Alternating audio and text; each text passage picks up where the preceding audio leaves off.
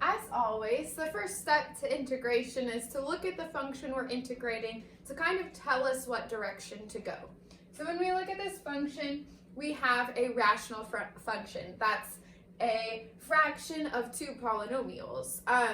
So once we know it's a rational function, the next thing we want to examine is the degree of the numerator and denominator.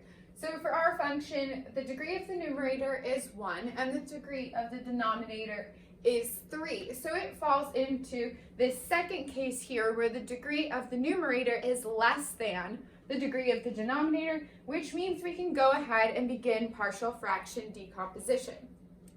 So let's go ahead and do that.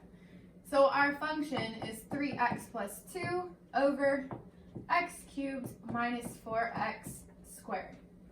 So the first thing we want to do is factor the denominator because, again, we're thinking about if we were undoing the process of adding fractions together. So we have 3x plus 2 over x squared times x minus 4. And we always want to factor it completely as much as we can. So here we really have x times x minus 4 in our denominator. And so now each linear factor of the denominator is going to be the denominator of its own fraction. And so our first linear factor is x. And again, it's going to have a numerator that's a constant, and so that's going to be a, since we don't know it yet.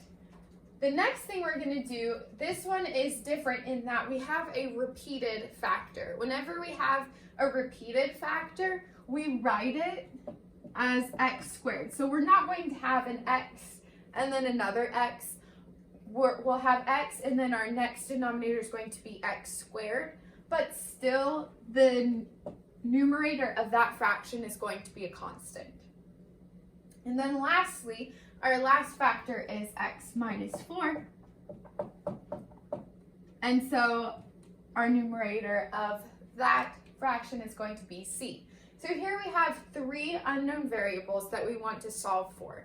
So that's going to mean our solving process is going to take a little bit longer than the previous example. So the first thing we want to do when we're solving for variables, if there are fractions involved, is get rid of all the denominators because they make things more complicated. So we just multiply everything by this common denominator of x squared times x minus 4. So that leaves us with 3x plus 2 on the left-hand side. On the right-hand side, since a is over x, that leaves us with a times x minus 4. Since b is over x squared, that means we have b times x minus 4. And since c is over x minus 4, that means we have plus c times x squared. All right, just like last time, we want to pick values of x that will help us eliminate some of the variables so we can solve for the other ones. So my 2 zeros of this denominator polynomial here are 0 and 4, and so those are going to be the x values I pick in order to eliminate variables. So first, let's pick x equals 0. When we plug 0 in for all the x's, we get 2 equals. This term is going to go away since we have a factor of x, so 0 times all of that's just going to be 0. B is going to be multiplied by 0 minus 4, so we'll have a negative for b. And then c is also being multiplied by 0, so it's going to go away. So that means that b is equal to negative 1/2. So we have one of our variables. So our next x that we're going to pick is 4. Since that's our other 0 of this polynomial, that will help us eliminate variables. So x equals 4. If we plug that in for all our x's, over here we get 14. Over here, this term gets eliminated because we have 4 minus 4, so that's 0. Again, we have 4 minus 4, so our second term gets eliminated. We're just left with c, so that's going to be c times 4 squared, which is 16, so we have 16c c, which means if we divide both sides by 16, we get 14 over 16, and we want to reduce it to make it easier to work with, so we get 7 over 8. So now we found b and c, and there are no other values of x that we can plug in to eliminate these in order to get a by itself. So what we can do, since we found 2 of the variables, is just pick any other value of x and also plug in our b and c and then solve for a.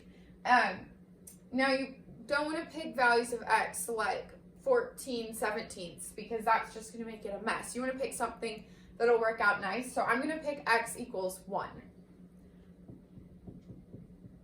So when we plug in x equal to 1 on the left-hand side, we get 5. Over here, we have a times 1 minus 4. So that's going to be negative 3a. Over here, we get b times 1 minus 4. So that's going to be minus 3b.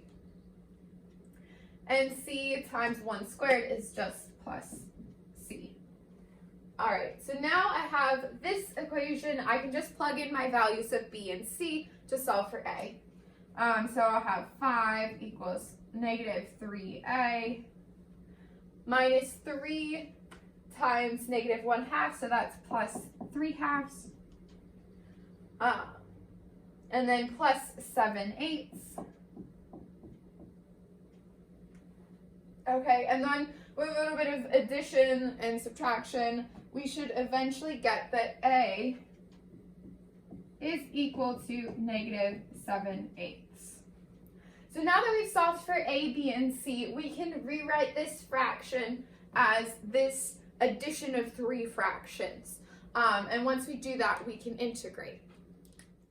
All right, so now that we've done partial fraction decomposition, we can rewrite our function as this addition of 3 different functions. And now that we have these, we can split them apart and we can integrate. So let's go ahead and do that. So this first one, I'm going to pull the constant out. So we have minus 7/8 times the integral of dx over x minus 1/2 times the integral of dx over x squared plus 7/8 times the integral of dx over x minus 4. Okay, so now we have 3 things that we can integrate. Whereas before our function, we couldn't integrate it as is. So the partial fraction decomposition gave us things that we actually know how to integrate. So this first one, we've got our function is 1 over x, so the integral of that is the natural log of x. So we have equals 7/8 times the natural log of the absolute value of x. Now here we have 1 over x squared. And so if we rewrote that as x to the negative 2, then we end up having a negative x to the negative 1. So here we end up having plus 1 over 2x as our integral. And then lastly, again, we have 1 over something, and so we're going to have the natural log of that as our integral. So we have plus 7/8 times the natural log of the absolute value of x minus 4 plus c, since we're doing indefinite integration. So we see with this problem, most of the work that we did was doing the partial fraction decomposition so that we can get functions that we can integrate.